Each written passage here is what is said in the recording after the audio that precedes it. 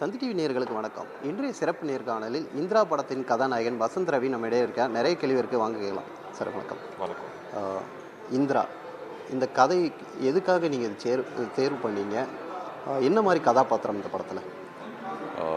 Thriller படம் பெரும்பாலும் Tamil cinema வந்து எப்போவுமே பயங்கர சப்போர்ட்டிவாக இருந்திருக்காங்க. தமிழ் ஆடியன்ஸும் சரி, தமிழ் சினிமாவும் சரி. என்னை பொறுத்த வரைக்கும் என்னென்னா, நான் நிறையா ஒரு கைண்ட் ஆஃப் ஒரு இன்டென்ஸ்டான ரோல்ஸ் பண்ணியிருக்கேன். அண்ட் ஒரு லவ் ஃபிலிமாக இருக்கட்டும் தரமணி, அண்ட் தென் ஒரு ஆக்ஷன் ஃபிலிமில் ராக்கி, அண்ட் தென் அதுக்கப்புறம் ஒரு ஹாரர் ஃபிலிம்னு அஸ்வின்ஸ்னு ஒன்று பண்ணியிருக்கேன். த்ரில்லரில் ஒரு ஒரு எனக்கு தெரிஞ்சு எனக்கு ஒரு ஒரு வித்தியாசமான ஒரு ரோல் பண்ணணும்னு இருந்தது. அண்ட் அது வந்து லக்கிலி இந்த படத்தில் வந்து ஒரு ஒரு பிளைண்ட் கேரக்டர் ஒன்று பண்ணியிருக்கேன். Though I play a cop role இந்த ஃபிலிம், அது ஒரு பிளைண்ட் கேரக்டர் கூட.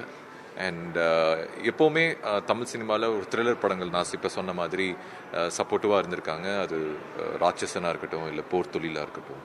அண்ட் அந்த வரிசையில் இந்திரா கண்டிப்பாக இருக்கும்னு என்னோட நம்பிக்கை. ஏன்னா படம் அந்த அளவுக்கு வந்திருக்கு.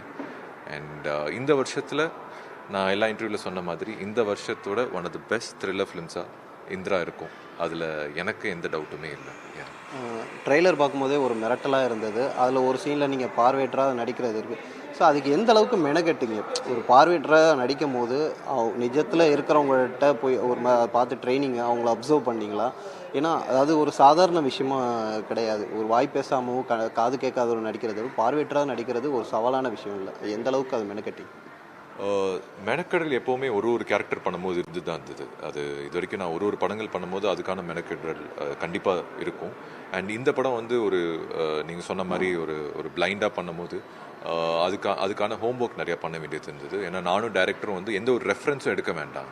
நம்ம இதுக்கு முன்னாடி படங்கள் வேர்ல்ட் சினிமாவோ இல்லை தமிழ் சினிமாவோ பார்க்குற ரெஃபரன்ஸஸ் மற்ற ஆக்டர்ஸ் இருந்து எடுக்க வேணாம், நம்ம ஒன்று தனியாக க்ரியேட் பண்ணலாமே அப்படின்னு சொல்லிட்டு டைரக்டர் நானும் ஒரு தேட்டர் ஆர்டிஸ்ட் ரெஜின்னு சொல்லிட்டு அவரோட ஒர்க் பண்ணோம். அண்ட் அந்த ஒர்க் ஷாப்பில் ஒரு பேசிக் ஒரு என்ன சொல்கிறது, ஒரு பிளைண்டாக ப்ளே பண்ணுறதுக்கு என்ன ஸ்கெலட்டன் தேவையோ அதை வச்சு டிரைவ் பண்ணி ஒரு பர்ஃபார்மன்ஸ் ரியலிஸ்டிக்காக கொடுத்துருக்கோம். இந்த கேரக்டருக்கும் டைரக்டரோட விஷனுக்கும் எது கரெக்டாக இருக்கோ அதை நம்ம பண்ணியிருக்கோம். அண்ட் அதுக்கான மெனக்கடல் ரொம்ப அதிகமாக இருந்தது. நிறைய விஷயங்கள் பேச முடியல, ஏன்னா படம் பார்த்ததுக்கப்புறம் அதை பற்றி இன்னும் டீட்டெயில்டாக பேச முடியும். பட் நிறையா அதில் ஆக்ஷன் சீக்வன்ஸஸும் இருந்தது.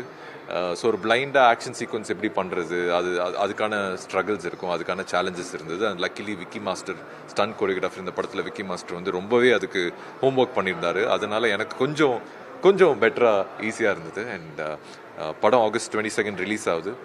எல்லோரும் தேட்டரில் போய் அந்த படத்தை பாருங்கள். கண்டிப்பாக தமிழ் சினிமா